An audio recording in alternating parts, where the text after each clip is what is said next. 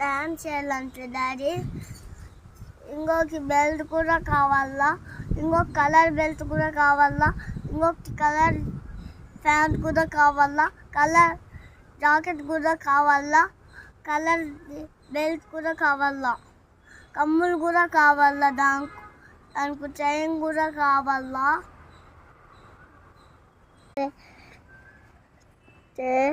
అప్పుడు భవన్ కూడా నేర్పిస్తాను డాడీ.